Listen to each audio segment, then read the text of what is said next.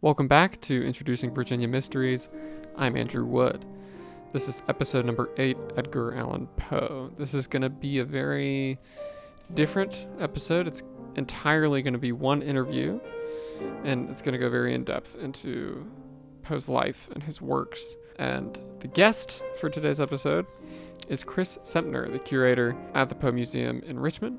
So thank you to Chris for joining us. The cover for this episode is a picture of Poe's dorm room at UVA. Here is Professor Hammond and Chris in their discussion.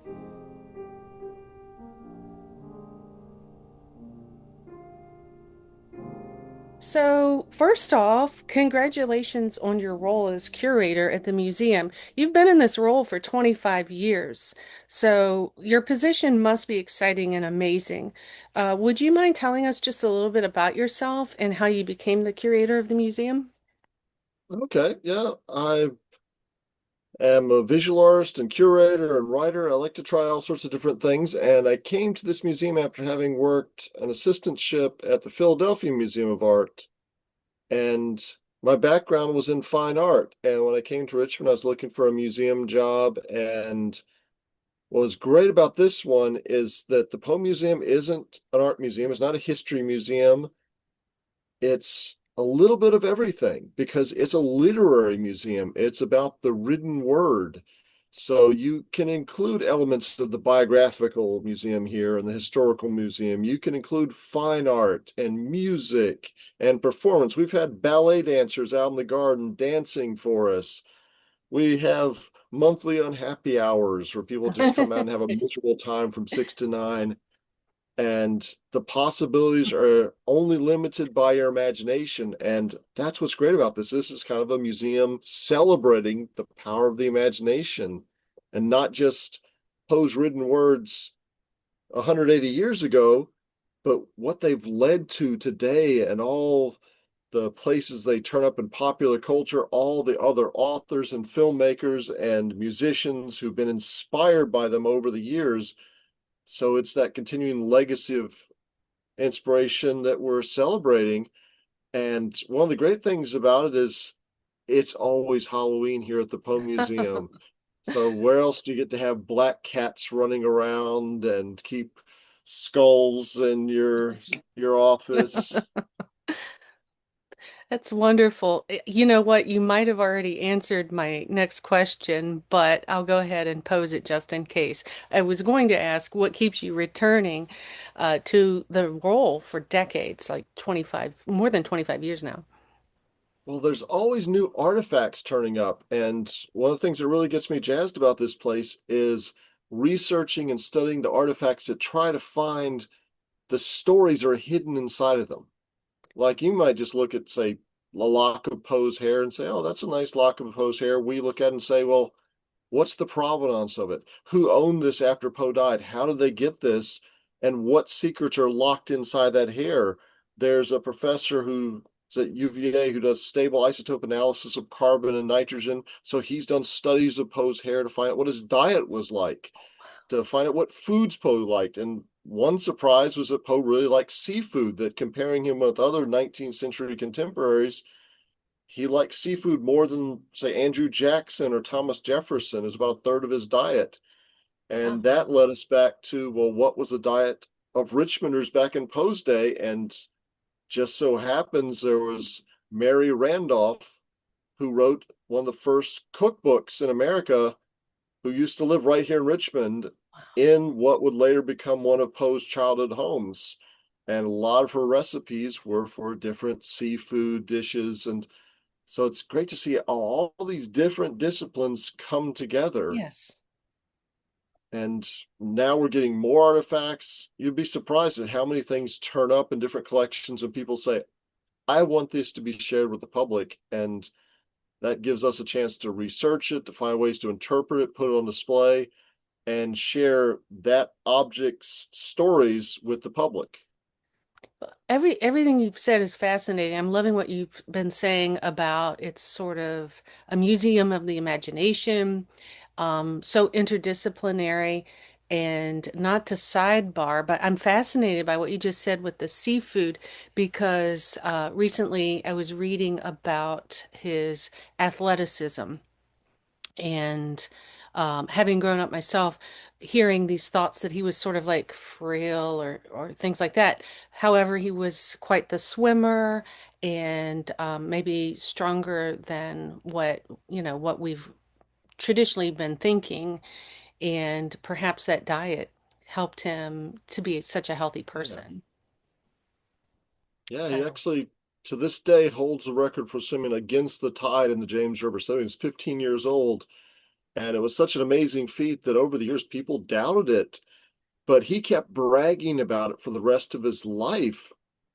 And so many people said, "You're just lying, you're making that up," that he got his friends to sign an affidavit swearing that they saw him take that swim. So at least during his lifetime, people believed it. Then over the years, people stopped believing him. But now that all these thousands, maybe millions of newspapers are online, we were able to go back to the newspapers from 1824. wow. And there's like four different newspapers of different parts of the country saying, yeah, this 15-year-old kid in Richmond, Virginia swam 6 miles against the tide. So we actually can find the historical documentation of that, not just Poe, because Poe did make up stuff. Yes, the students and I have been talking so much about unreliable narration over the past month and texting about it today even. And you have to wonder a little bit how that might affect the psyche of a person. The person's 15 and they're being doubted so much. Like it's hard to imagine what that experience must be like when they would be feeling triumphant for doing, making that achievement. It's all fascinating. Um, so, back to your role as a curator. Obviously, it's a big part of your life. What do you think is the best part of your job? I think it's when new artifacts come in and we get to open the box and find out what's in there. And there's not a lot of surprises. We usually know ahead of time what's coming, but always being on the lookout for what's out there, what's available. And just last year, a tea set that was owned by Poe's foster parents and later inherited by Poe came up for auction. This obscure little auction house in New England. And we were able to get in touch with a donor who was able to purchase it at auction for us. And we brought it in and we were able to look at the hallmark on the silver and make sure these are from the right time, the right period.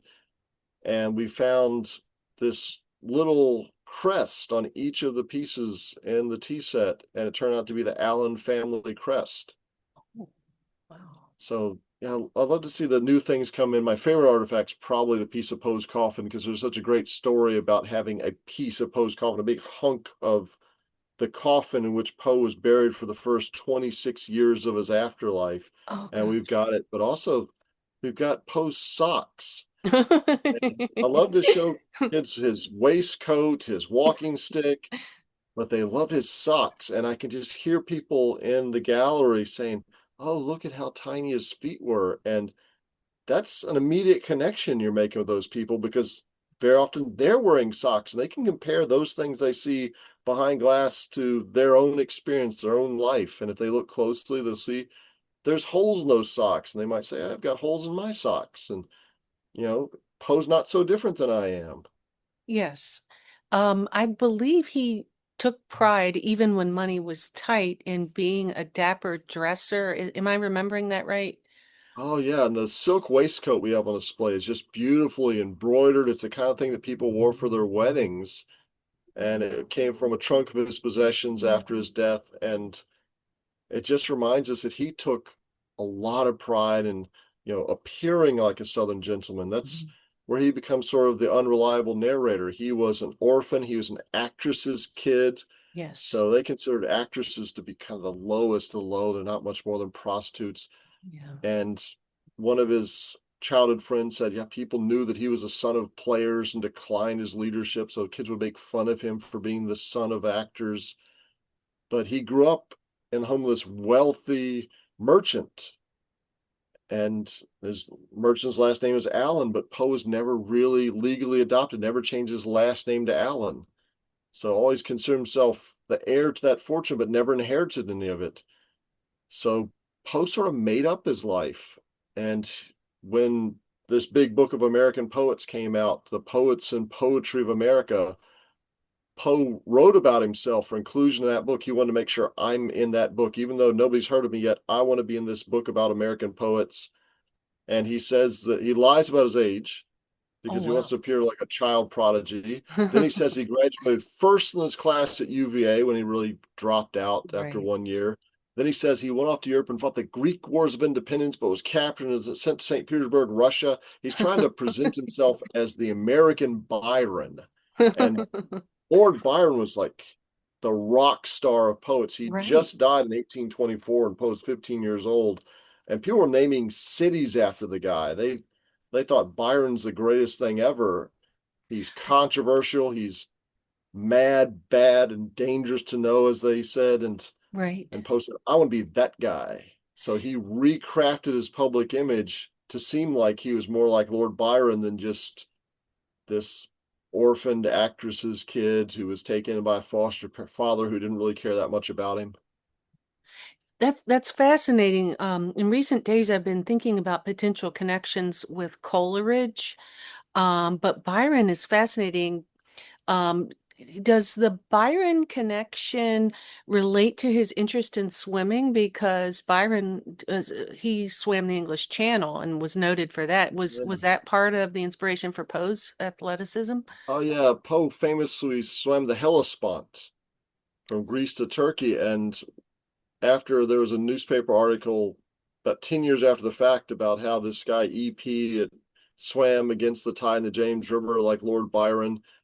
Poe wrote in response that Byron had it easy because he didn't have to fight against the James River tides. Poe said he swam against the highest tide that the city has ever seen. That's amazing. And I'm just thinking about how fascinating it is what you're saying. Like he wanted to control the narrative of his life and, what was said about him. We see that with a lot of American authors. I'm thinking about Faulkner and to some extent Hawthorne as well. I'm a fan of the truth, and yet there's a part of me that's sort of admiring his Well, creativity and will. he is one of his greatest creations. So he crafted this image, and we still are dealing with the repercussions of that. We don't know who Poe was all the time. Our version of Poe might be this drunk scoundrel who could barely hold a pen because he was too busy drinking. And that's more of what came from this fellow Rufus Griswold, who wrote his biography, couldn't stand Poe, so he tried to smear him. But then you also think of Poe as the godfather of goth, like the Yes. guy who was on South Park who inspired the goth kids. So there's that side of Poe, but that's the image that he sort of helped create. It's Because the fascinating. truth might be a little bit too boring for you. Could it have contributed to his early death, though? The dapper clothing and whatnot when he was in Baltimore, did that potentially attract the attention of bad people? Did they think maybe he had more wealth than he did? I wonder about that. Now, there's also a theory that since he was in Baltimore, which at the time was called Mob Town, that was a dangerous place and there were political gangs. And the newspapers from just a couple days before he reached Baltimore that last time said, beware of the Fourth Ward polls. The Whigs are up to their old tricks again. And Poe was found in the Fourth Ward polls on election day, semi-conscious, dressed in somebody else's clothes at a Whig Party stronghold. And back then, people from out of town just passing through town could be cooped. And that was, they even had a name for it. It was such a popular thing. These political gangs would find somebody that nobody missed, nobody recognized them, and they'd slip something into their drink or just grab them or just, and they take them to a basement, lock them up. They were cooped up until election day, and then they drag them to the polls. Each polls had an election judge, and the election judge's job was just to make sure you're eligible to vote, that you were over 21 and a landowner. But those guys could be bought. You could bribe an election judge, or you could have a dirty election judge, you could threaten them. And the election judge where Poe was found, his name was Reynolds. So apparently they would take people to the polls, often with pre-printed ballots they just dropped off, take them back, switch all their clothes, take them back to the polls to vote again, just keep them drunk so they can't resist, and have them vote over and over again, just changing their clothes each time. And they said that sometimes out of a single basement, you might have 150 people, but you could get 600 votes out of them, which made a big difference back then. So Poe could have been cooped before he died. And on his deathbed, he screamed the name Reynolds. So maybe that's a connection, that he knew something about this Reynolds. We wish he'd screamed a complete sentence that, oh, by the way, this is who cooped me. But he never told anybody what exactly happened to him, where he'd been for those missing few days before he was found. It seems so sad because for a guy who encountered so many hardships, if I understand or remember correctly, this is a point where life was taking a good turn. He had just delivered some very well received lectures. He was in transit, I think, to Philadelphia for some upbeat book project work. And he had found love again, and that was going well. And then this happened. It's just, his life just seems kind of like one of those roller coaster wheel of fortune up and down um, examples. He also used to write about what he called the imp of the perverse, or Ah, in The Black Cat, he calls it the spirit of perverseness. It's this urge within yourself. You know what you should do, you know the right thing to do, but there's something inside you that makes you do the wrong thing for the wrong thing's sake. At one point, he describes it as that urge when you're standing at the edge of the cliff that draws you closer and closer to the edge, to your own destruction, even though you know you shouldn't. It pulls you towards the edge of the cliff. And in The Black Cat, that's what makes the narrator pluck out the cat's eyeball, just because he knows he's going to hate himself if he does that. mm. He knows he can't live with himself if he does it, but he does it anyway. The imp of the perverse, he kills an old man just because he knows it's a horrible thing to do. And then he gets himself caught because he knows that's going to lead to his own destruction. So Poe writes about this sort of thing. And in his life, we know that very often when things are going his way, he found a way to mess it up. He alienated the people who could have helped him. He made enemies out of people who should have been his friends. And he had problem with alcohol, when he would drink when he absolutely should not be drinking, when he needed to be level-headed, because a glass of wine make him staggering drunk. He'd be sick for days afterwards. So at one point he was trying to get a government job in a customs house, and he needed to go meet the president. He was going to meet John Tyler, and he got drunk beforehand, and Oh, some of his God. friends had to stop and say, hey, don't go there, you're wearing your jacket inside out, and they pulled him away at the last moment. And that's like at the end of his life. He was engaged to get married. He was just found that he was getting favorable reviews of his works in France. He'd given a successful lecture tour. He'd finally found a financial backer who was willing to help Poe start his very own literary magazine. No longer would Poe have to answer to anybody else. He'd do a magazine his way. So everything's going Poe's way. He just had to go to Philadelphia, do a quick editing assignment. He's going to go to New York, pick up his aunt, bring her down to Richmond for the wedding. But if he just had a single drink, that could have ended it all. Whether he got cooped and somebody plied him with alcohol, or whether he did it on his own volition, we don't know exactly what happened to him because he never told us. But it's just right when everything was going his way. He'd even joined the Sons of Temperance, a temperance group where he pledged never to touch alcohol again, and it all went wrong somehow. The not knowing is very vexing. I suppose a part of me wants to think he was cooped because then the culpability is on the mysterious unknown others. But when people have alcoholism, every day is a battle. And like you said, if he is consumed with these ideas of the imp of the perverse, I think is what you were citing there.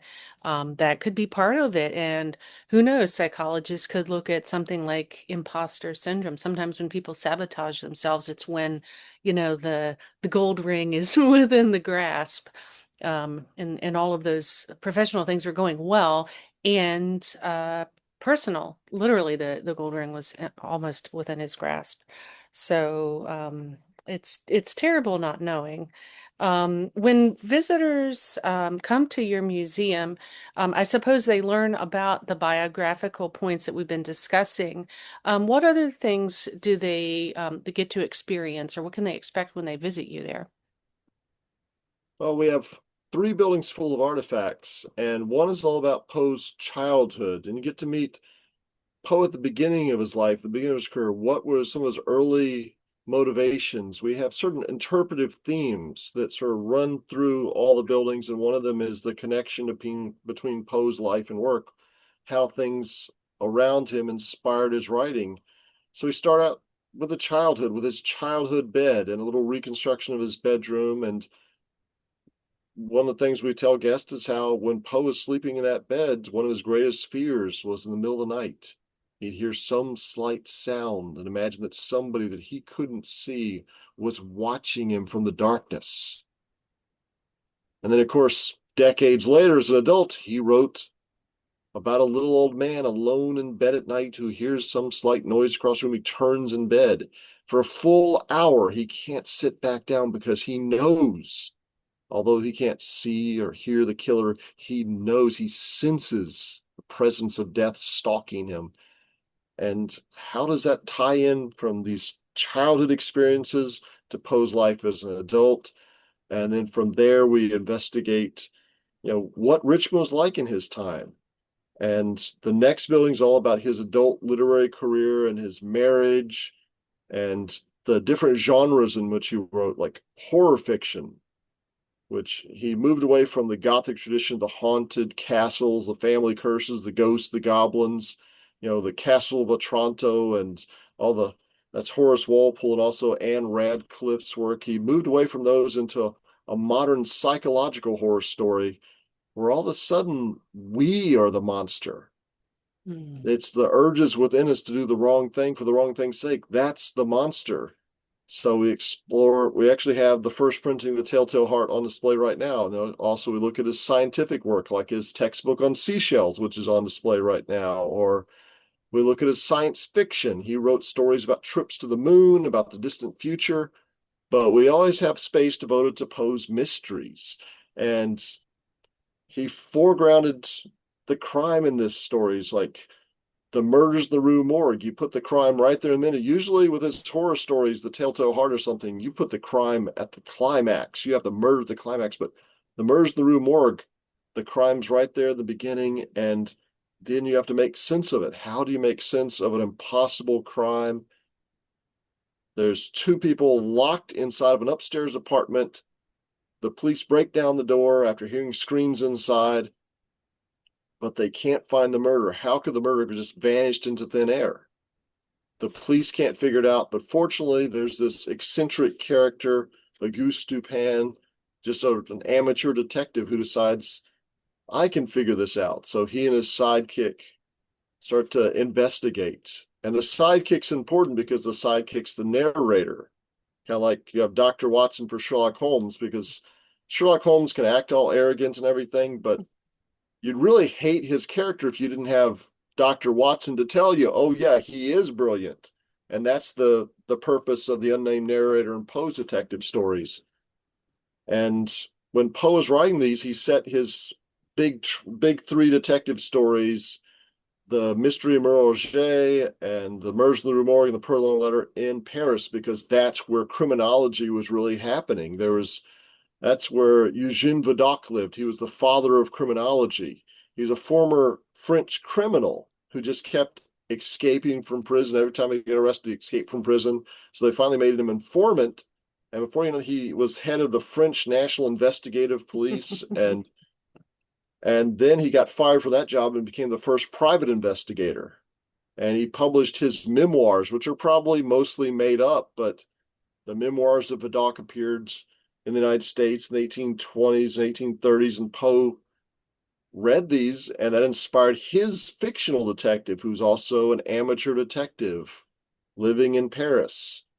And we have a letter from Vidocq in our collection that sometimes we display, and other times he bases his mysteries on real crimes, like the mystery of Marie Roget, which not a lot of people read. It's 20,000 words. It's really, really long for a short story, but it's based on the murder of Mary Rogers. Mary Cecilia Rogers was a popular cigar store clerk in New York, brutally murdered in 1841, dumped in the Hudson River. The constables couldn't figure out what to do.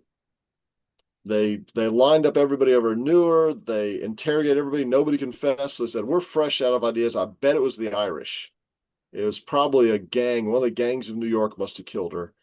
And Poe disputed this theory. He looked at the newspaper articles which record the autopsy, the crime scene, and said, no, she wasn't killed by a gang. Her body was dragged to the water by a single person. A gang would have picked her up and carried her to the river. We're looking for one person. Who's that person? So Poe and the Mystery of Roget list out all the clues. I mean, it's things like how long it takes a body to float after it's been strangled, and how much the body would have decomposed. So it's a lot of technical jargon for the time, but he's really getting into the crime scene analysis. This is sort of like before the procedural detective, like you'd see on Law and Order or something like that, or CSI. We actually had an exhibit here called CSI Poe, all about how he tried to solve the murder mystery on his own. And when he's trying to sell the story, because we always have to remember Poe's selling these stories to magazines, he's always got a reader in mind. And when he's selling it, one of his letters, it's like a form letter he wrote. So we found two different copies to two different editors. It says that this is not just going to be an entertaining story. This is going to educate police on how they can solve crimes like this in the future. I'm going to lay out the steps that they can follow to solve crimes like this, to identify the killer.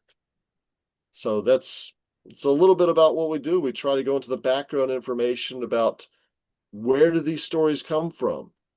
And we try to profile the stories everybody wants to read, like The Cask of Amontillado or The Telltale Heart or The Black Cat. And we try to connect people with how this story came into being. What was the process of inspiration that led from the German idea in Poe's head to actually composing the story?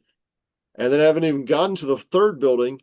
It's the death building. It's all about Poe's death. A whole room that's devoted to the mystery of Poe's untimely death. And that's where we have the things he had with him at the time of his death, the key that was found in his pocket. We have the clothes, the trunk he had with him at the end of his life. And we try to piece together what few clues we have to maybe come up, bring us a little bit closer to figuring out how Poe would have died.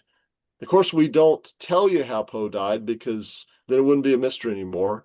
And we don't know either. And if somebody did all of a sudden come up with the final solution, that would ruin the whole exhibit. So we can't have that. It's kind of like Jack the Ripper. You can't tell who the Jack the Ripper was, but even though every year somebody says a new Jack the Ripper, who have finally proven who Jack the Ripper is, and the next year somebody says complete opposite thing.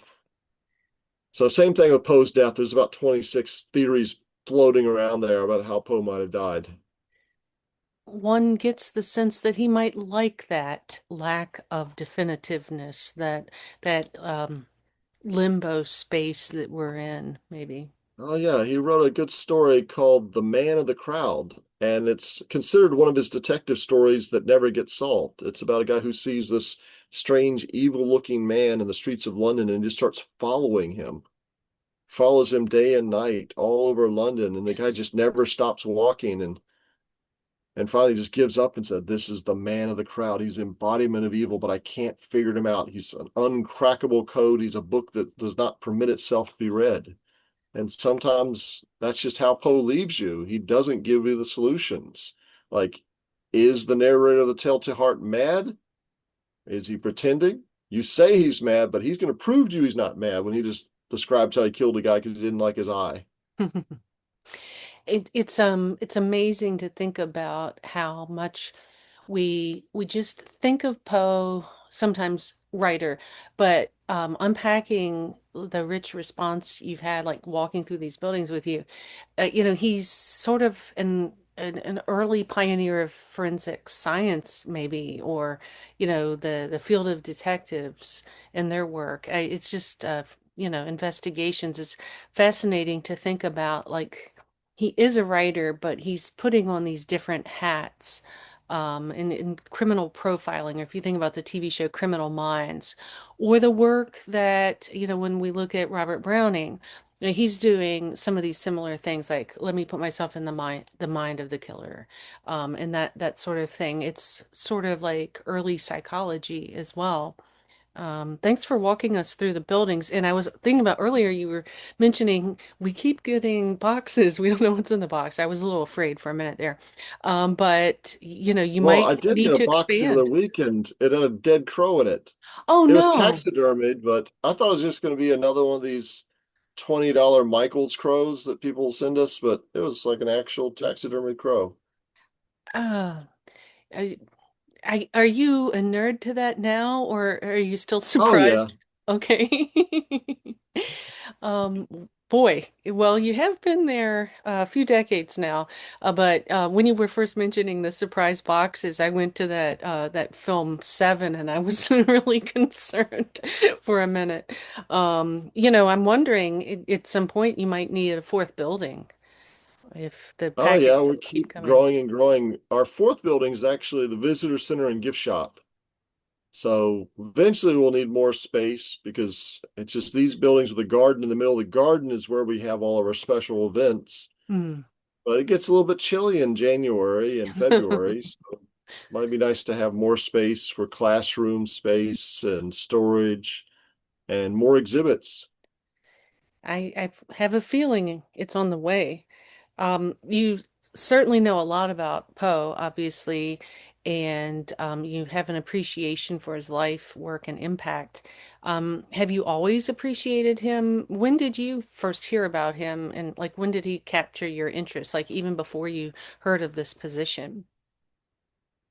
I first heard about Poe when I was in fifth grade, and we had a library that was in a trailer because our school was really little, and we'd walk across to the trailer, and our librarian let us read Never Bet the Devil Your Head.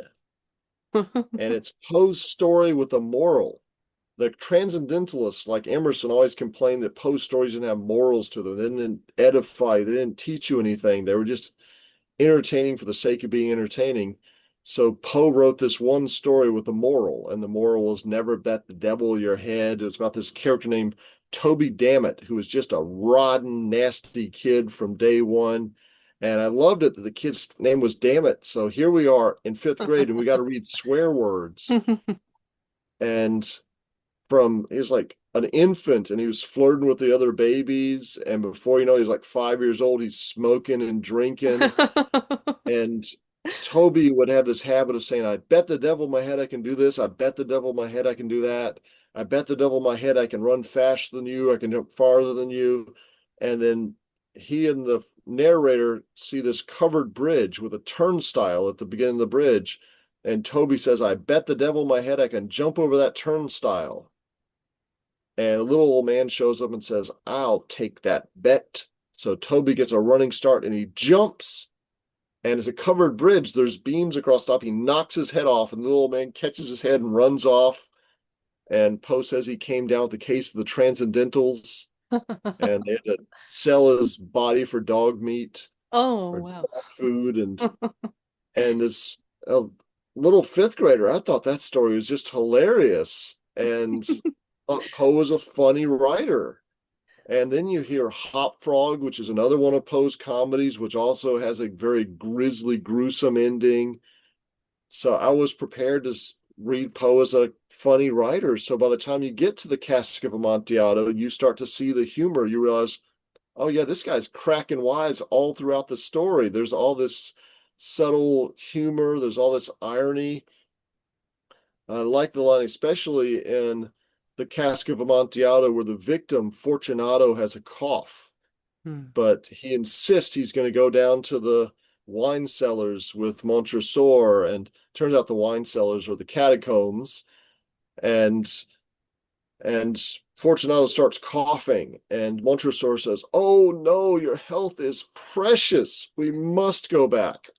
You will catch a cold. I cannot be accountable." And Fortunato says, "Oh, 'tis nothing. 'Tis a cough. I shall not die of a cough." And Montresor says, "True, true. You shall not die Oh of a no. cough." And so it's good little touches like that. And there's a line in The Telltale Heart that gets him every time, like he's describing what a wonderful job he does, how intelligent he is. He says, "I was never kinder to the old man than during the whole week before I killed him." Like the way Poe, he adds a little bit of levity with the gruesome subject matter. I really appreciate that kind of humor personally. But as you're mentioning this on the heels of the remarks about the transcendentalist, it's also interesting to think about the concept of conscience in those stories. And I think about conscience when I look at the Cask of Amontillado and how our killer is, he's sort of gloating, but it seems almost like he's surprised. He's like, well, okay, I got away with it. It's almost a sort of presentation of the world, a possible presentation of the world where you don't always have consequences for misdeeds. The worst misdeed, murdering, one of the worst misdeeds. They're very, very interesting. Yeah, that's something that Poe did with some of his stories. The person who should be the villain wins. Now we're so used to seeing horror movies where the villain wins that we don't think anything of it. But this was shocking at a time Yes. when the story should reinforce moral values. The hero should prevail. Goodness and justice should prevail. Evil should be punished. And in the Cask of Amontillado, at the very end, he says his bones have lied there for 50 years now, undisturbed. So the guy got over this crime. He's probably on his deathbed now, and he's still bragging about Yes. how he killed this guy. Yes. So it's a scary comment. I mean, it's funny, but it's also kind of a scary commentary on the world. And we'll never know, but in some ways it's kind of interesting to think about what that might say about Poe's thoughts on justice in the world. Since he had such an up and down life, perhaps it was, a little bit of disappointment in a world that might not seem just, perhaps. He was trying to figure out, how this all made sense. And one of his last great works was called Eureka. It's his theory of everything book. And the best he could come up with that was that everything is connected. Everything was once one very dense primordial particle, and everything expanded out from that one particle in sort of a big bang. And eventually the universe would expand so far that it would lose its outward momentum and start to crunch back together. We'd all become one again. And he said that all good and evil and everything was just sort of balanced out because everything. So he was trying to make sense of how his wife, who'd never hurt anybody in her life, was a kind and good person, had suffered this horrible death while totally awful people like Rufus Griswold Right. were doing just fine and being rewarded, and how Poe is writing all these great original poems. And here's Longfellow, professor at Harvard, married a rich woman, and writing poems that Poe just thought were cheap, derivative imitations of Tennyson. Mm. But everybody was loving Longfellow. Longfellow's publishing the big leather-bound books, and here's Poe publishing his things in trashy magazines and penny papers. Yeah. So Poe thought there would be justice somehow in the end. But a lot of Poe's detective stories are about justice, like in the Murders in the Rue Morgue. There's a man who's been wrongfully accused, and that's why Dupin gets involved, because he wants to clear the guy who's been wrongfully accused, because he can't see the injustice of having him executed for a crime he didn't commit. Do you think Dupin was the hero that Edgar Allan Poe might have wanted to be, like, himself or for himself? It seems like that's the kind of hero he most liked, like this guy who was able to solve impossible crimes and make sense of the universe. And that's what Poe did with Eureka. He's trying to make sense of the whole universe, how it fits together. And you'll see it also in horror stories. You don't think about that the descent into the maelstrom is about a guy trapped inside of a giant whirlpool. And what does he do? He's horrified. His hair goes from black to white in a single day because of how horrified he is.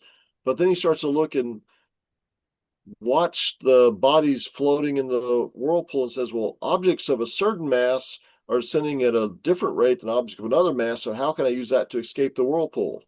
And then the pendulum, you've got a guy who's in really bad shape. He's strapped down to a table with a blade swinging above him, back and forth on a big pendulum, getting closer and closer, about to chop him in half. But still, he investigates the scene. What's around me? I've got some meat here. I've got some rats. How can I use that to escape? Yeah, the rats help him. There's little rat buddies. So Poe tries to use reason and in his life, he's known to have tried to solve mysteries. The most famous one is probably Maisel's chess player. It's a chess playing automaton.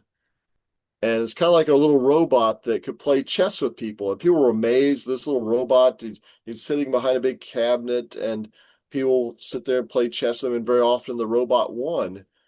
And Poe's used to automaton. The automata had existed for a while. Maybe you'd have like a little man would play the cymbals or something. You'd wind it up, or you'd have little ballerina spins around and around. And he'd also read about Charles Babbage's calculating machine, but he said there's no way that this chess player can calculate every possible move that a human opponent could make. Even Charles Babbage's machine isn't that powerful yet. And so Poe reasons what everybody now would think is the obvious choice. There's just a guy hiding inside the cabinet pretending to be a robot. But Poe published this in the Southern Literary Messenger. He got to see Maisel's chess player come to Richmond. He got to watch the way it operated. He realized that it uses one hand all the time. He realizes that the owner who's on stage will show the thing to the people. He opens one door of the cabinet at a time to show people all the gears and everything. And Poe said, oh, that's because the guy inside, he's moving from one side of the cabinet to the other. When they open one door, he moves to the other side. So Poe pieced together that there is an intelligence behind this machine that's not a pure machine. And it made newspapers all over the country that Poe discovered the secret of Maisel's chess players. And that's something that happened right here in Virginia when Poe was 26 years old. I guess he's Wow. 27 by then. So he was a successful detective in his own right. Yeah. That's amazing. Prior to that, I'm sitting here thinking, as an educator, we're talking about AI all the time. Prior to that big reveal, I wonder if some people were perceiving the devices in some ways with that all that we perceive AI with now. It's just kind of like these fascinating recurrences. Oh, yeah. He did one story. It's called The 1002nd Tale of Scheherazade. So if you Oh. remember 1001 Nights, she has to tell the king a different story every night, or else she'll get killed. So she's telling different stories. And this is 1002nd story. And what she's describing is all the amazing things in the 19th century, locomotives and photography, the idea of being able to paint a picture using sunlight. And he's so shocked by this story that he kills her because he says there's no way this story could possibly ever happen, but Poe's describing the 19th century. And just when you think that Poe is amazed by technology, he turns around and writes Some Words of the Mummy. And that's about some people who are having a mummy unwrapping party, because that's what they did back in Poe's day. They had mummy unwrapping parties. They were fast in ancient Egypt. They're building Egyptian revival style buildings. There's actually at the VCU medical campus an 1840s building that looks like an Egyptian temple. It's called the Egyptian building. They still use it today. And these people having their mummy unwrapping party, finish unwrapping the mummy, and they say, wonder what would happen if we hooked up a galvanic pile to this mummy. And that's an experiment that people did. They would hook up this kind of electric battery to dead bodies to see if they would move when you shock them. And in 1827, there were some pirates who were executed here in Richmond. They were hanged, and some doctors got the bodies afterwards and performed experiments on them. So right here in Richmond, when Poe was 18 years old. So Poe writes about these people who shock the mummy, and he comes back to life. And they think they're going to impress the mummy with how thousands of years from his time technology is so amazing. And he's like, you guys couldn't build a pyramid. Look at the pyramids we built. Look at these giant temples we built. One of these stones weighs tons and tons, and you guys are just making these little rinky-dink buildings out of little pieces of granite and wood. Yeah. I mean, you guys know nothing compared to us. And the mummy is so disgusted with how primitive people in the 19th century are that he just wants to go back to sleep. It's fascinating to hear about that and to think about potential influences of people like Benjamin Franklin or Mary Shelley and reanimation ideas, but the effects on Poe and then the life experiences like losing his wife so early and all the other traumas, to think about how that might have compelled some of that sense of death denial that comes up in some of his stories. I did not know about the mummy reanimation. I mean, that's absolutely fascinating. And then what you're sharing with us, he's a writer, of course, he's a detective, he's a scientist. But for us, we mostly think of writers. Speaking of writers, you are also a writer. Congratulations on your many publications regarding Edgar Allan Poe. Your scholarship has appeared in multiple places, including the Edgar Allan Poe Review itself, of course. You've published multiple books, and recently you published a work called Edgar Allan Poe at Home. We were hoping you'd tell us a little bit about that piece, and how it differs from other biographies. At this point, there are many biographies of Poe, but you've contributed something new here. Would you tell our listeners a little bit about your book? Okay, well, I decided not to write another biography because there's so many biographies out there. I decided to tell the story of the places that he lived, the places he lived as artifacts. Okay. So if there's a place you could visit today, what happened while Poe was living there? What was the place like when he knew it? What happened to it after his time? Who lived there after he lived there? You know, what ghost stories are still associated with that place? And if it's a place that's been torn down, where'd the parts go? Like NYU saved the parts from one of Poe's home, and they reconstructed the facade of one of his buildings on the side of their law school. They saved a piece of the mantle from the staircase. Over at Columbia University, they have the mantelpiece from the room in which Poe wrote The Raven. The house is gone, but they saved the mantelpiece. And how do they get it? And the case of Poe's cottage in the Bronx, there's all sorts of great stories about that one because Poe lived there when he was dirt poor. His wife wrote him a poem. There was a scandal in New York about love letters, and women were gossiping about Poe having some kind of an affair. So his wife wrote Edgar Valentine's poem, say to escape the cottage, to escape the tattling of many tongues. She wanted to move to a cottage in the country that could heal her weakened lungs. And so she's writing about tuberculosis in her poem. She's writing about all the gossip going on, but he eventually got her a cottage way out in the country, and that's where she eventually passed away. And then he lived there for the last 3 years of his life, off and on. And after his death, one of the tenants who lived there was a dentist who, would charge people a nickel to come in and see the house. Another one who lived there was a fellow named William Gill, who was so obsessed with Poe that when he heard that they were building over the cemetery where Poe's wife was buried, he went there and he rescued her bones. Oh. Wow. But he took them home with him and he kept them in a box under his bed for years and would invite people to come and touch the bones of Annabelle Lee. And eventually, he said he had this dream that a raven flew in his room at night and croaked at him. That's how he knew it was time to give up the bones and let them be buried next to her husband in Baltimore. But this was one of the people who owned that house. And something else happened nearby. They eventually had to move the house across the street to save it, and they put a little park called Poe Park. And there were two young, hopeful comic book artists who were fascinated with Superman and all these superhero comics. And they said, hey, let's make a comic sort of inspired by Poe about the world's greatest detective. And it'll be a darker sort of comic. And these two writers came up with Batman. And now in Poe Park, there's a sign about how Batman was born right here in Poe Park. Wow. So there's the houses themselves tell stories. So kind of like I'm really interested in Yes. artifacts. This time I use the houses as the artifacts.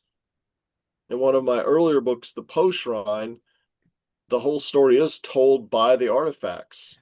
And we Wow. look through about 25 different artifacts in the museum's collection and talk about the stories each artifact has to tell, how it got here, where it came from, what does it reveal about who Poe was. Because I didn't want to write just a plain straight biography because there's plenty of good biographies out there, but I thought, well, what's a different angle we can take? There a different way we can look at this? I love that you're doing this in your books because setting is clearly so important to Poe. And you're not just sharing information, but the way that you're doing it is sort of a cherry on top. It's a added homage to him.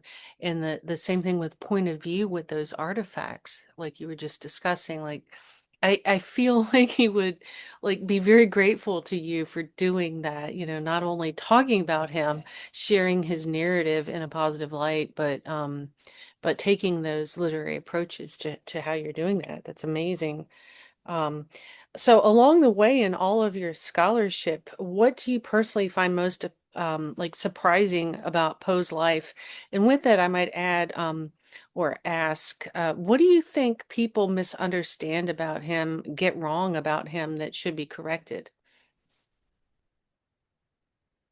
Well, what was most interesting was how it really was a quest for beauty, and he was fascinated with all things beautiful and trying to figure out what made things beautiful. And we usually look at Poe and think, oh, this is a guy who's dark and somber. He's obsessed with death. But really, it seems he was obsessed with beauty. And very early in his career, he wrote that I know I'm a poet because no one who worships beauty the way I do could not be a poet.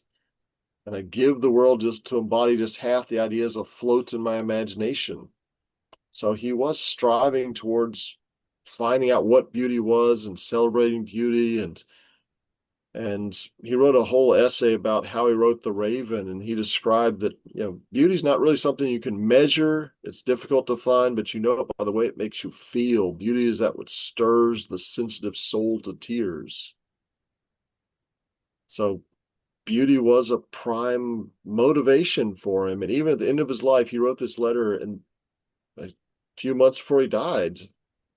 And this is 1849. The California gold rush is going on. Everybody's going out west to seek their fortune. And he wrote that, he'd suffered in his life. He'd barely made ends meet trying to make it as a freelance writer, and his copyrights weren't protected. But he said, I wouldn't give up the life of writing for all the gold in California. And he wrote about how that's what really motivates him. The things that really motivate him were the things that can't be bought, that appreciation of beauty and the brilliant sunshine. So it's sometimes we forget about that side of Poe that, yeah, horror paid the bills, but he loved beauty in the end. That's a beautiful point to think about, beauty. Thanks for pointing that out and emphasizing it. Um, Speaking of your scholarship and your book, your recent book. It's connected to ideas of place. And in looking at Poe's life, um, before we embarked on this project this summer, I had known that Poe had lived in a number of places, but recently taking a closer look, I hadn't, he just seems to have really traveled widely and lived in even more places than I had realized, personally. But you have been deep diving on Poe for decades and know so much about him in all of these travels. Nevertheless, we claim him, and I think most people let us claim him, even though, he died in Maryland and so on and so forth. We like to think of him as a Virginian. I hope that we're correct in doing that. But as you look at him, what aspects of his life, work, personality, or any other factors would justify our claim on him? How is it that we get to claim Poe as a Virginian? Oh, we don't have to. Poe claimed Virginia. So he Okay. wrote a letter says, I am a Virginian. And he's wrote this when he was living in Philadelphia. So he always liked to proclaim that he was a Virginian. And it was something he carried with him in his accent and his manners. And he sort of stood out as being the Southern gentleman because he tried to portray himself as one. He tried to dress in really snazzy clothes so he would Mhm. look like the Southern dandy. And you can sometimes see it in his rhymes that they don't really rhyme unless you're reading with a Southern accent, or maybe even sometimes a British accent makes them rhyme right. And other times you see it in the violence. The South was a lot more violent than the North back then. It was a lawless land. Dueling was still very popular during Poe's time. They pretty much banned it in the North. It was illegal, but in the South, a politician could say, kill somebody in a duel. He'd get reelected over and over again because he'd shown himself to have honor. And in New Orleans, they had a dueling academy, and they said sometimes they're up to 18 duels a day down in New Orleans. But there's a guidebook to Richmond from the 1830s. It's a European guidebook. And he said, in Virginia, be very careful who you offend. Try not to offend anybody. Even a coldness of manner can lead to a duel. And a lot of Poe's friends knew duels. Only probably the one job more dangerous than politicians for dueling was journalists, because the journalists very often worked at political magazines. In Richmond, you had the Richmond Whig and the Richmond Enquirer. The Whig was for the Whig Party, the Enquirer's for the Democrats. And the editors eventually did get into a duel in 1846, and one of them ended up killing the other editor. And that sort of makes more sense when you read The Cask of Amontillado, because it starts out, the thousand injuries of Fortunato I borne as best I could. But when he ventured upon insult, I vowed revenge. Like, today we read that and say, why on earth is that what gets him? He insulted you and now you're going to kill him? But in Poe's day in Richmond, yeah, an insult might just lead to killing somebody. And Poe actually did challenge a guy to a duel because he'd insulted him. Yeah. So that was part of the Southern code at the time. That's part of why the South was just so much more dangerous than the North, where North was more industrial. They'd moved on. It was a little safer to live up there, a little bit more orderly. And when he was living in Philadelphia, nice, clean, straight streets and a grid pattern. Down here in Richmond, the streets weren't all even paved yet. You got down on 14th Street, it was just a muddy hill after it rained. The streets are covered with mud and dirt, and it smelled like tobacco everywhere and horse manure. So it's a completely different world, a dirtier, grimier world in which Poe grew up than what he saw when he's living in New York or Philadelphia. It's fascinating to juxtapose the physical filth, the dirt, with the more noble ideas of honor.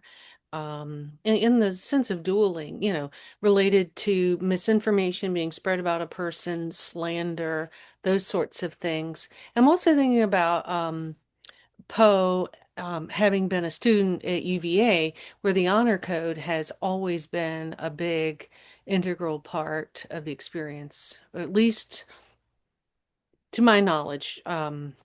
My father, when he attended UVA, had the pleasure one year of living in the room on the range next to Poe's, and he had stories of rapping, but rapping on the chamber door, which I think were made up. But this idea of honor, maybe that's that the goals for striving, but there's also a pride and dignity, I suppose, related to a lot of this, which could manifest in violence, as you're pointing out. Like, if you feel that your honor has been injured, dueling would be a way to seek recompense in a way that I don't know that they had in the North or Philadelphia. Yeah. And also in the South, it's still more rural. There's large plantations, and very often that meant that if you had a big plantation, that meant that you had to borrow a lot of money so you can plant. You got to pay for the spring plantings. Yeah. And to borrow, you needed credit, and you had your credit based on your word of honor. If you could be trusted, you could borrow money. So they think that one of the reasons for this lingering dueling system was that, yeah, your word, your honor, that's what allowed you access to this.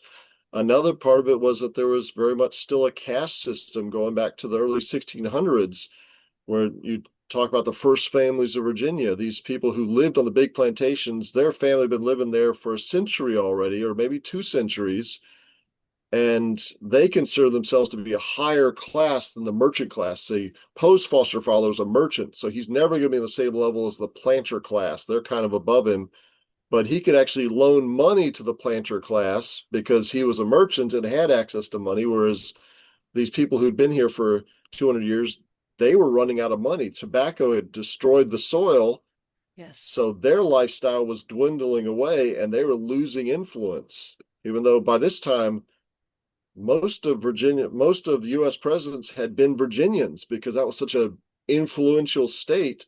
But now Virginia was losing its influence. The planter class was losing their money.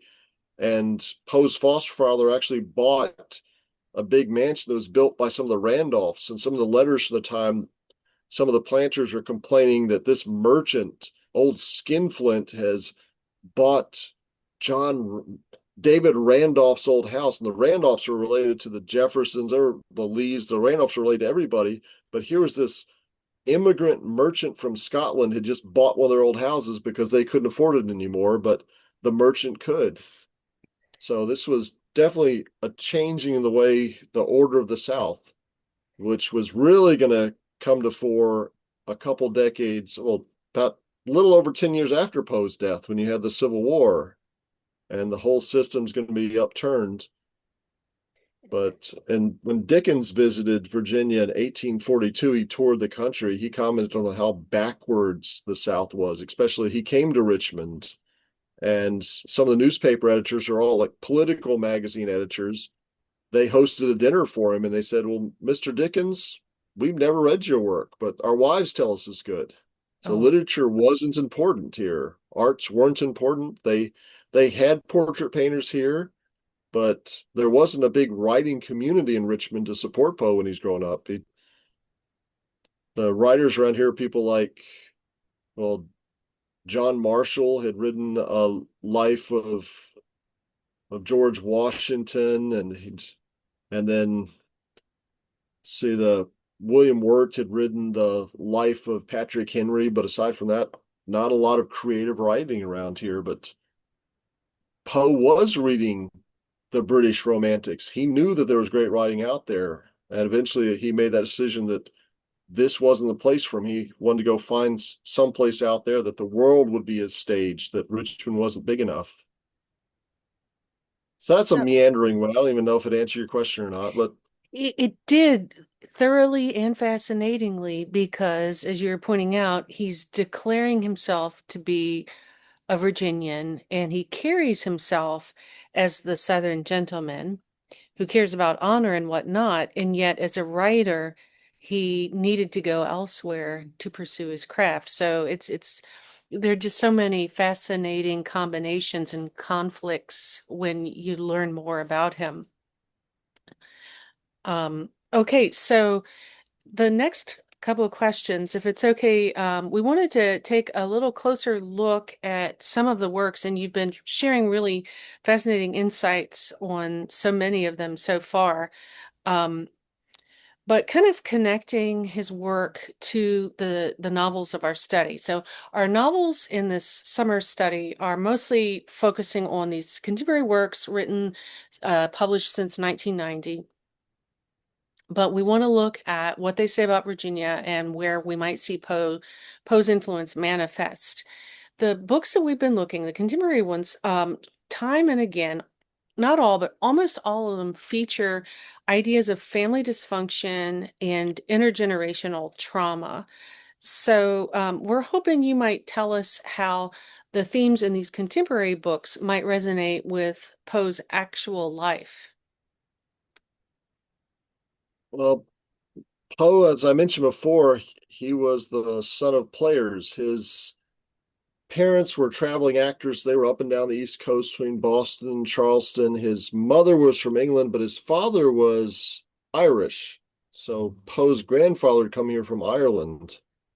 And I remember at one point somebody's writing about Poe and say that's one mark against him that he's poor, another is that he's Irish. So they looked down upon him for being this Irishman at this time, because Irish could be all sorts of scandalous stuff like Presbyterians. And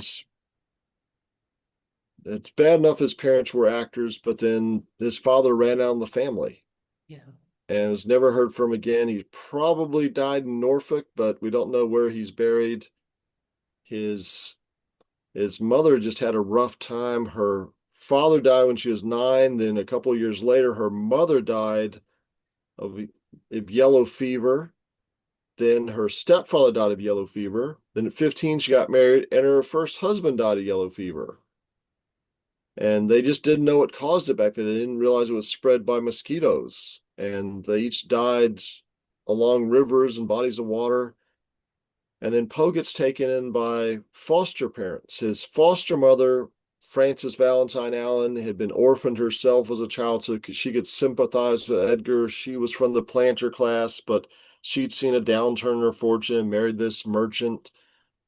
But she couldn't have any children, really wanted someone to take care of, and she offered to give this little orphaned kid a home. That meant that Poe was split up from his brother and his sister. They all went to live with different families. And Poe's foster father never really cared much for Edgar. He said that he'd only taken him in as a favor to his wife, that he already had at least 2 illegitimate children he was already taking care of, so he didn't need to take care of another kid. And in his letters, he not only describes Poe as a devil actress's son, but complains he's sulky and ill-tempered, doesn't show a spark of gratitude for all the charity I've shown him all these years. So he's constantly reminding Edgar that he was really only in the Allen house out of charity. He didn't really belong there. He was just some big charity case. And one letter he wrote to Poe's brother and said he picked out the wrong boy. He should have taken the other son instead. And also something really nasty he wrote in the letter. He said that, well, at least his sister is only half his sister. So he's implying that Poe's mother was sleeping around because she's an actress after all. She must be sleeping around. And maybe Poe and his sister had different fathers. So that's the stable home life in which Poe grew up.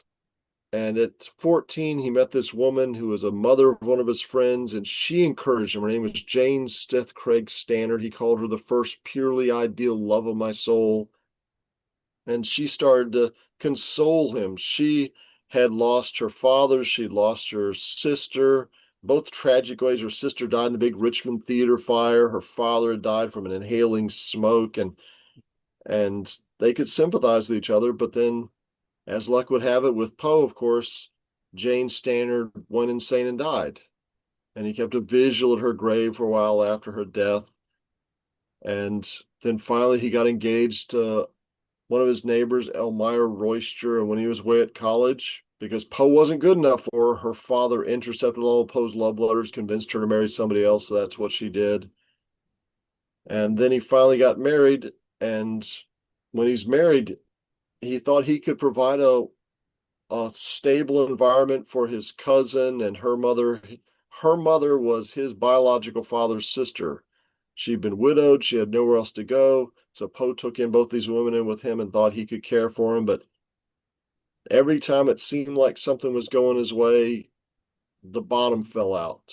Like he'd have a good job, and then he thought, you know what, I could start my own magazine and do better for myself. And then he'd lose that job, and then also all of a sudden he's struggling. And in the midst of that, his wife came down with tuberculosis. And they say he found out about in really dramatic fashion that she was playing piano one night and started coughing up blood. And everybody back then knew that's tuberculosis. And I think he always had that guilt lingering on him. And about the time that she first got diagnosed, he published a story called Life and Death. Now it's called The Oval Portrait, about an artist who wants to make the most lifelike portrait possible of his beautiful young wife. And he labors over this portrait for so long, he doesn't realize his wife is ill. When he finally finishes the portrait, looks at it and says, "This is life itself," he turns and looks at his wife and finds out she's died. And that just sort of shows you how Poe's grappling with this idea of maybe if I'd done something else, maybe I could have provided for her better. Maybe there's something about me that's causing everybody I care about to die. So that's sort of the environment Poe's grown up with. And not to mention, in the meantime, his foster mother, Frances, also succumbed to tuberculosis. And that happened while Poe was away from home. He'd come back home from college. He couldn't get along with his foster father. They argued so often that Poe ran away from home and said, "I'm going to find some place in this wide world where I'll be treated not as you've treated me." And he storms off. He stows away aboard a coal ship. And while he's out of town, he finds out that his foster mother's dying, and her last wish is to see him one more time. And he gets back here a day late for her funeral. So he's somebody who really dealt with grief over and over again. And with his wife, he said it almost felt like she was dying again and again, because with tuberculosis, they weren't sure what caused it. They weren't sure if you were cured or not. Sometimes she'd get better. He got his hopes up. He says she's cured. We can live our life together. And then she get worse again. He thought she was about to die. And then she get better again. Then she get worse again. He said those years of her illness, 5 years, he said, I became insane with long intervals of horrible sanity, which is the quote they put on all the t-shirts and stuff. But it's really a very depressing quote, because it's saying that the insanity of drinking, to escaping it all, Right. is better than the reality of seeing what his wife's going through over and over again. When you compact all of those horrible experiences like you did just now, it becomes quite easy to see how he might self-medicate basically, and need the escape from the bottle. And when you were talking just now, I also couldn't help but think, I think it was John Lennon of the Beatles who said something like, life is the thing that happens when you're busy doing something else. And that sounds like a resonance with his own life, trying to get back to his mom, and with the story about the painting. These are brutal life experiences. It's just it's a lot to process. Just hearing about it, can't imagine living it. But thanks for sharing all that, especially about the father, because like I was saying, like we've just noticed this recurrence in a lot, not all, but most of those books that we've studied have like a tense parent relationship, almost always a father. And many feature absent fathers, fathers that have run off, and that kind of thing. So it's very interesting in a sad way. And I think when I think about his adopted father not helping him with the tuition at UVA, it feels spiteful, really. It just I can't understand it. Um, and it feels like an unnecessarily cruel thing to do to Edgar Allan Poe. Um, We've been talking about a lot of interesting stories. In our study this summer, we've come across a couple that aren't as well known. And because you know so much about Poe and his life, works, and so on and so forth, we're hoping you might share your thoughts on these stories. And one is called A Tale of the Ragged Mountains. and absolutely fascinating. The truth is, it caught our eye because of the setting relating to Old Rag and the proximity of Charlottesville. But there's a lot more in that story. And if you don't mind, we're hoping you might tell us about what you think that story says about the Piedmont landscape, and perhaps a little bit about something very interesting, which was the movement of mesmerism and a connected movement of spiritualism. Well, this is the landscape in the Ragged Mountains where he's supposed to have just wandered off while he's in college. Sometimes he would get away from everything. And the way he describes in the story is almost like it's untouched wilderness. So you're out of time. You're going back to another time where civilization's long gone behind you, and that opens up the possibility this is almost a magical place. And the story involves mesmerism, and it's one of Poe's mesmerism cycle. He did mesmeric revelation, the facts of the case of M. Valdemar about people who were mesmerized.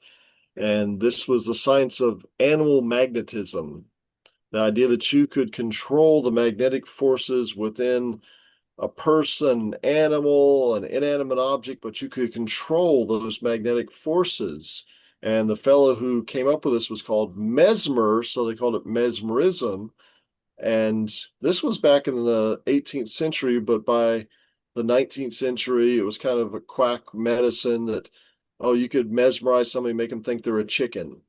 But by Poe's day in the 1840s, people starting to re-examining it. They're saying, well, what is possible with mesmerism? And there's some people who are getting mesmerized before surgery to dull the pain while they're in surgery, or there are mesmeric books they would put out. If your cow wasn't producing enough milk, you could mesmerize the cow to make it produce more milk. Your chicken's not laying enough egg, mesmerize the chicken. And Poe's theory about this was that when you were in a mesmeric trance, you somehow left your body. So when you didn't have your mortal eyes, you could see spirits. You could see spiritual truths that your mortal eyes were prevented from seeing because you were seeing with your spiritual eye. And these ideas really took off. And by 1845, so Poe started publishing these stories in 1844, and by 1845, there's a guy up in New York, Andrew Jackson Davis, the Poughkeepsie seer.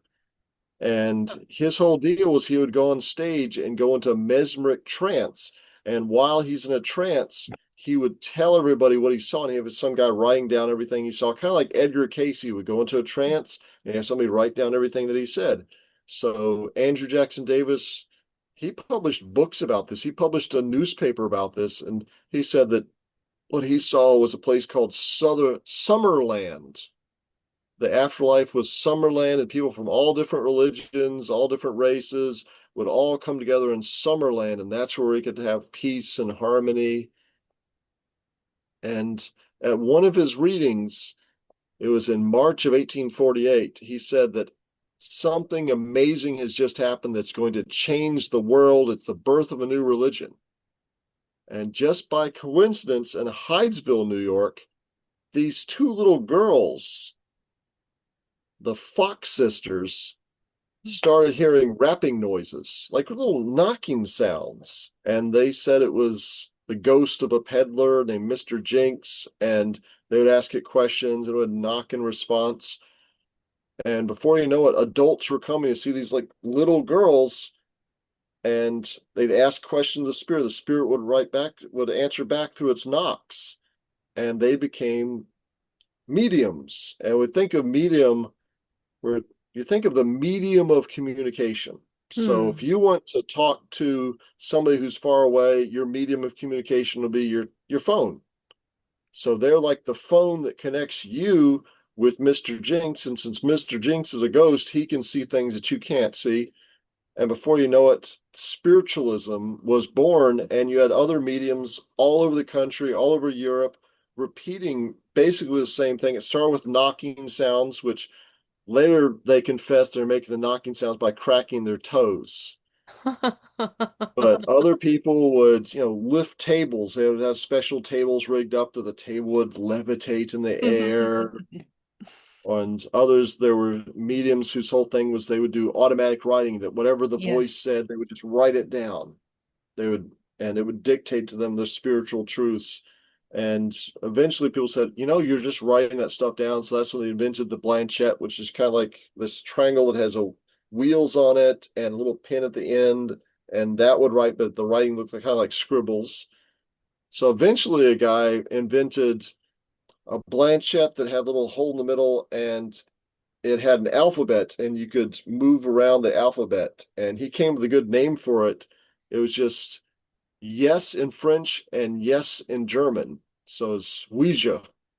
Uh, Ouija. So the Ouija board came out of that. And the movement just got more and more popular, especially by the Civil War. Imagine the Civil War.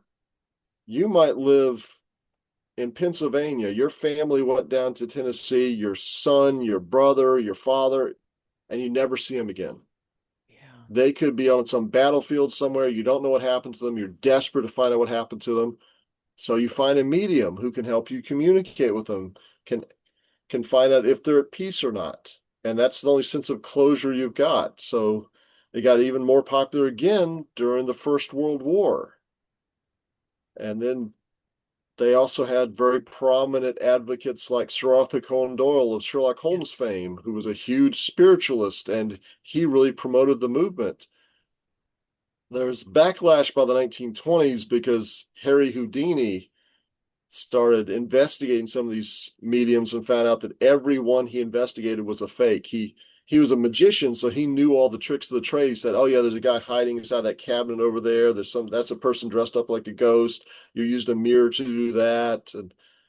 And look underneath the table. You actually have a special little foot pedal underneath the table for lifting the table. So that's all fake. And It's so a that's shame. kind of where this ended up going. And during Poe's lifetime, people thought he was capable of mesmerism. Yes. And Andrew Jackson Davis actually wrote about Poe and said that Poe was kind of like a closet spiritualist, that he didn't know it, but he had a little ghost that followed him around everywhere.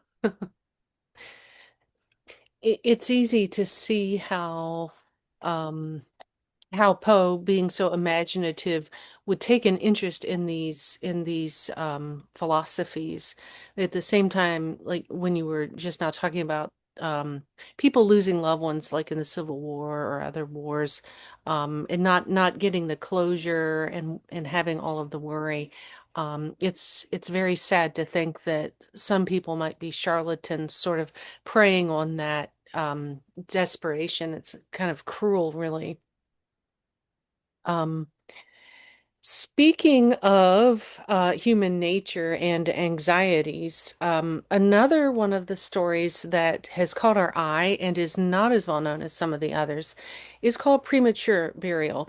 And like the previous story, it has connections to specific places in Virginia. There are references to Richmond and James River in this piece. This story, Premature Burial, also connects with some of the themes that we've noticed um, appear in a lot in several of Poe's stories, especially some of the most popular ones. And those are themes of encasement or claustrophobia. This is something that we're thinking about in at least one of the books of the contemporary series that we're analyzing. And so we're wondering if you might tell us what you think of this story. It's not as known to most people, but what do you think about premature burial and what true life anxieties of the 1800s does that story connect to or exemplify? Well, the story, I'm not sure if it's his most successful, because I think he's most successful and he's having a really compacted story like The Telltale Heart that just really gets you to the point right away. Here, it sort of sets you up like it's almost going to be a horror story by relating all these accounts of different premature burials.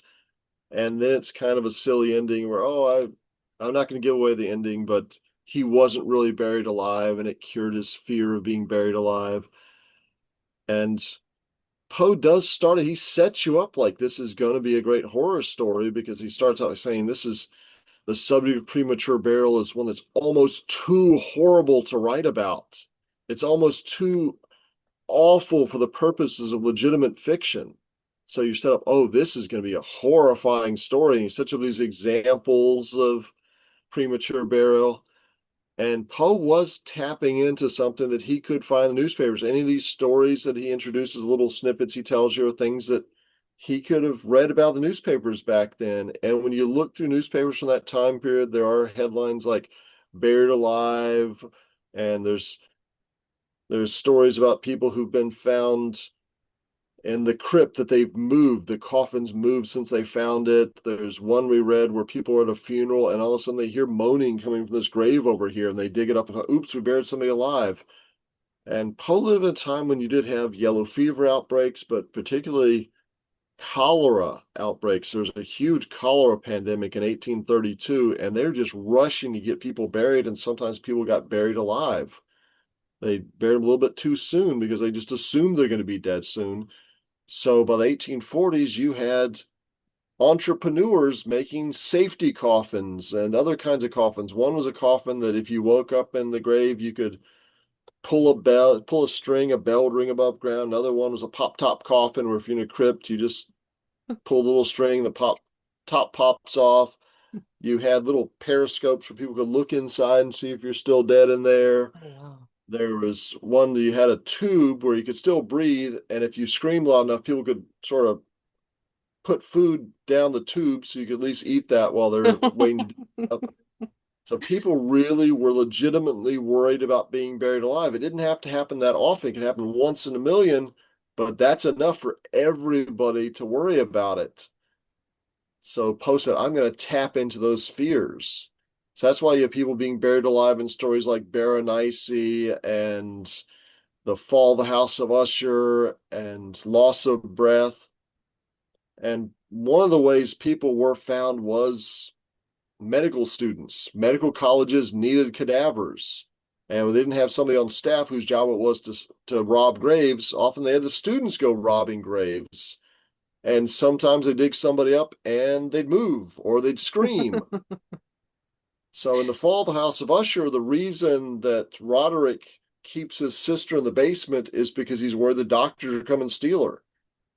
And the loss of breath, a guy actually his body is stolen by doctors, and they start to dissect him without realizing he's actually alive. So these are the newspaper headlines, and Poe gets a lot of his best horror from the headlines. He knows what people are reading, he knows what terrifies the public, and he's going to write about that. So often we ask the students who come here, if Poe were writing today, what are fears that people have today that he would write about? And the premature burial really shows how he's doing that. It's fascinating. Ripped from the headlines. It's sort of like Law and Order Yeah. from the time period. In a terrifying way. I knew about the bells. I think a lot of people do. I did not know about the periscope and feeding tubes. That's a lot to process. Wow. But you can understand one time too many is too many times. Yeah, you get hungry down there. Well, thanks for sharing insights on, those themes and perhaps lesser known short stories. We've been talking a lot about Poe's life and his works. Um, and, along the way, we obviously know that you're a powerhouse curator, well-published author. Your public speaking list is quite long. We have learned that you're also a painter, so you are a Renaissance person. What can you tell us about your painting? We'd love to know a little bit more about your painting, your artwork, and possibly if Poe's played a part in inspiring any of your painting projects. Well, there was one time years ago, I was still in school and I thought, well, I'm painting, I like painting, and I should do more of that. But how do I know if I'm making a good work of art or a bad one or just a mediocre one? How do you know? So I said, well, what are some works of art that I think are really good that have stuck around for me that I can identify as a good work of art? And one of them that came to mind was The Telltale Heart that Wow. I'd read years earlier, but it stuck with me vividly. And I thought, there's something about sticking with you and leaving that impression that makes it a great work of art. And what is it about this particular story that stuck with me? And I really thought it was that scene where the little old man's alone in bed, perfectly dark. We got nothing but darkness. We have the sounds of the death watches in the walls. There's little beetles that make a tick, tick, tick, tick, tick, tick, tick sound, kind of like the old man's heart's making the tick, tick, tick sound, like a heart and like a watch enveloped in cotton. So you can imagine all these sounds in this darkness, and he can't see what's there, but he can feel the presence of death's long shadow enveloping him. And it even reminded me of the line from the Telltale Heart, deep into that darkness peering, long I stood there, wondering, fearing, doubting, dreaming dreams no mortal ever dared to dream before. It's the idea of what's unknown, what's about to enter, what's just outside of view. So I made a whole series of paintings just about the idea of something being outside the room, about to enter, something about to happen, because I realized that leaving the subject of the painting up to the imagination, the narrative that they had to complete, the viewer has to compete, that would be an intriguing subject matter. So I did a whole series of these ones about old houses where something's going on outside the room, and it reminded me of something that a film director who'd done a film called Vampire back in the 30s. They asked him, "What are you trying to do with this film?" And he says, "Imagine you're in a room. Now imagine I were to tell you there's a corpse on the other side of that door. How does that change the atmosphere of this room?" So I got involved in how does something that you can't see that's outside the picture influence the atmosphere of the room that we're in right now. So and that was enough to get me in a whole series. And I realized that's the sort of thing I'd be interested in. I'd be interested in mystery and imagination, and not so much telling the whole story, but leaving things up to the viewer's imagination to complete. So that's sort of how Poe influenced me there. That's fascinating. I love learning all that, and you're engaging with the audience and having a dialogue with them through the prompt that they complete. Fascinating. And it also makes me think about some of the things that Alfred Hitchcock was trying to do in his film work, and I believe M. Night Shyamalan as well. So putting it out there and then having the dialogue, that's amazing. Um, so we've been talking a lot about Poe, obviously, tonight. Um, Works that he wrote. The homages continue. People visit your museum consistently, and we see Poe just like persisting everywhere, even now. Why do you think this interest continues? What is it about him or his work? Why are we so consistently drawn to him? Because he's an alternative to the brighter side of life that a lot of popular culture directs us to. He's an alternative to the reality dating competition. And for anybody who's ever felt like they were weird or they didn't belong or the people didn't get them, they read Poe and they think, here's somebody who didn't quite fit in, and he just rolled with it. And we know this sort of thing because people leave love letters on the bust of Poe in the Poe Shrine, and they leave thank you notes about how when they were teenagers and they didn't think that they really fit in, they read his works and they realized, hey, there's somebody out there who gets me. So that's why you see Poe turn up in Tim Burton, like in Wednesday. And that's how Poe sort of continues in popular culture. Like Wednesday goes to Nevermore Academy, where they have a big Poe statue. They compete in Poe games. They have a Poe themed dance. And we don't have to be told who this Poe guy is. We know from the statue who he is. They never on the show have to explain to you, oh, by the way, this is a 19th century American author who wrote The Raven and The Telltale Heart. They just assume you got it, so you're going to catch those references. So when you see him on Altered Carbon, where you have the AI hologram Poe, you say, oh, yeah, that's who that is. Or even on South Park or The Simpsons, you get those references because he's part of our culture. He represents sort of the the dark side of the coin. You might have other people who sort of show you the light side, but you got Poe to show you the fun side. I love the way that you're positioning that. And also, throughout the evening, you've mentioned a couple cultural icons that were coming to my mind, when we were putting these questions together. You mentioned Sir Arthur Conan Doyle. Sherlock Holmes is one of these touchstones. You mentioned Charles Dickens and his visit to Richmond. And of course, his Scrooge is another one of these icons. Right now, we have Johnny Depp kind of going about, I think, in character as Scrooge to different public events. And Poe's up there as well, sort of this American, though Dickens is from across the way, but well, Conan Doyle is across the way too. But in our culture, all of these writers have given us these amazing touchstones. Um, this month and next month, there's actually an Edgar Allan Poe musical featuring music from Danny Elfman. That's happening like right now. And there's so much, like you were mentioning, The Simpsons and all of these other places and spaces. We've got film cycles, retellings of his life, all over the place. Netflix here and there and everywhere. It sometimes feels like everything has been done, but I don't believe it because of the capabilities of human imagination. So I don't want to put you on the spot, but after a musical, like what's next? You mentioned a hologram.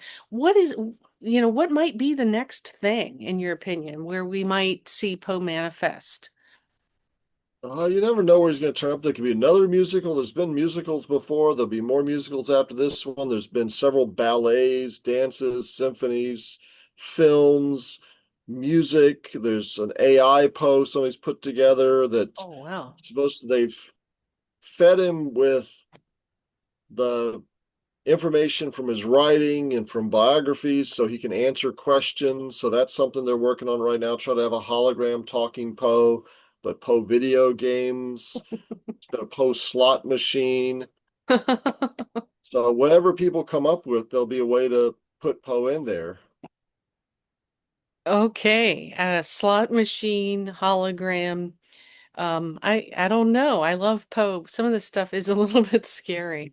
And there's a Poe speakeasy where it goes around the country and you have to say your password and you get in there and they have Poe themed drinks while they read you recitations of Poe's works. Okay, that's probably more my speed than some of these other things. Um, so as we've been working on our project this summer, we've been, on the lookout for Poe's influence in novels connected to Virginia since the 1990. Um, Poe writes all sorts of stories, connecting to science fiction, as you mentioned, mystery, horror, so on and so forth. Um, you're in the heart of things, Patricia Cornwell's book, Postmortem in 1990, it features Richmond setting, brief foray up to Charlottesville, but it's mostly in Richmond. Um, and we're seeing that as an important point in storytelling.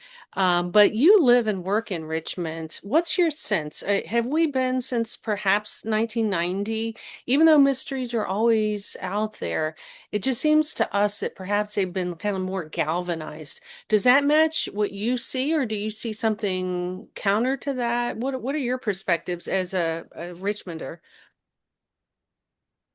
Well, it's kind of difficult because we see Patricia Cornwell as somebody who was right here. The morgue, the Virginia Medical Examiner's office, was just down the street from here. Now they moved it to a different part of town, but it used to be like 4 blocks from the museum.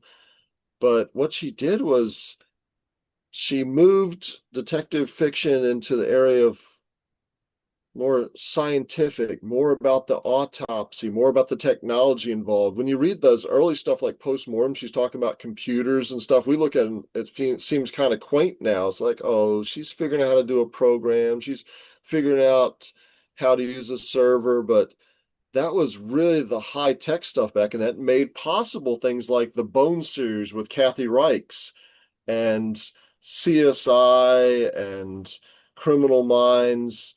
So it developed from the procedural really focus on the scientific crime scene investigation, the analysis, the autopsy, the forensics, all.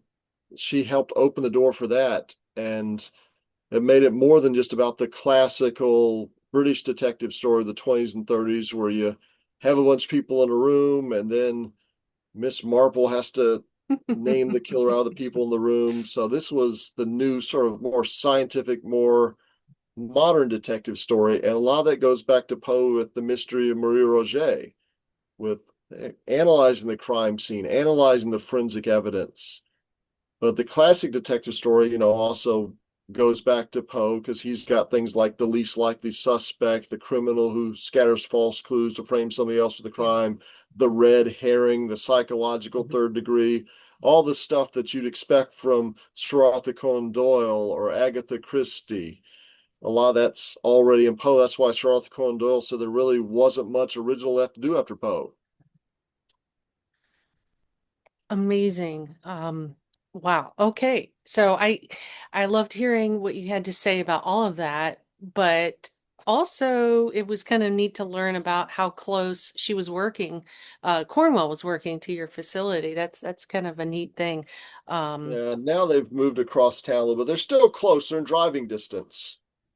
I got to tour the morgue, but they didn't have any bodies on display. Well, we've been enjoying talking with you. You've been very generous with your time, and everything has been so fascinating. I've been taking notes while talking with you.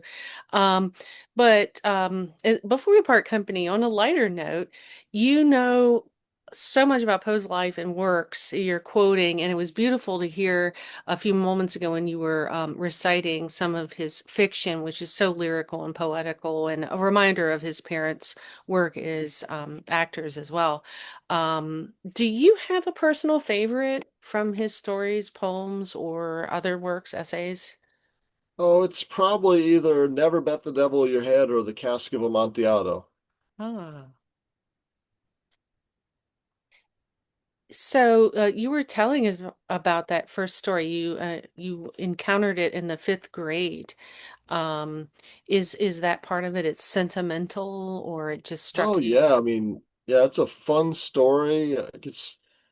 It's I don't know how well it would translate to today's audiences, but when I was a little kid, I thought it was funny. And when I first got the job here, we were got invited to like a children's day at the bird park. And I said, we've got to do a puppet show of Never Bet the Devil Your Head. And it's great. At the end, the little puppet jumps and his little head pops off and blood comes out. And the kids loved it. The parents didn't like it so much, but the kids really got it. Oh, I really wish I'd been there. That would have been awesome in so many ways. The Cask of Amontillado is tremendous. It's a powerhouse story. Um, what do you like about it? I know why I like it, and I think my students like it. But what are you loving about it? I like that it's just such a great monologue that you can do it as a one-person show. I know that there are two voices in there because Fortunato does have some lines too, but it's such great compact storytelling. You don't have to do too much of the backstory, but it's got the irony, it's got the setup, the build, the foreshadowing, all the stuff you look for, that great dark humor. So it's really got the best of all of the elements of Poe's fiction, and the villain gets away with the crime, and we don't care because we like the villain so much. It's just such a great villain, and he feels like our friend from the beginning. He says, "And you who so very well know the nature of my soul," and you feel like, yeah, I do know this guy.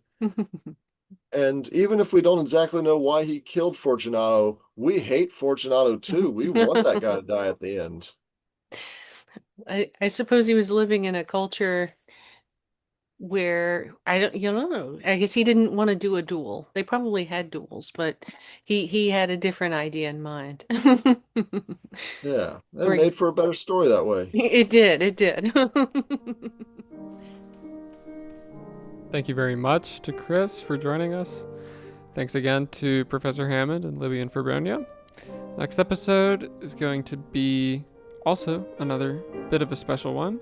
It'll just be composer notes, where I will be talking about the music that has soundtracked this whole podcast and how I created it, what my process was, and just a little bit more information about that.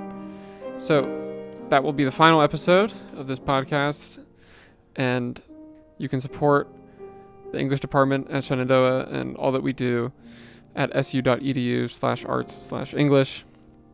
I'm Edgar Wood, and I will see you in the next one.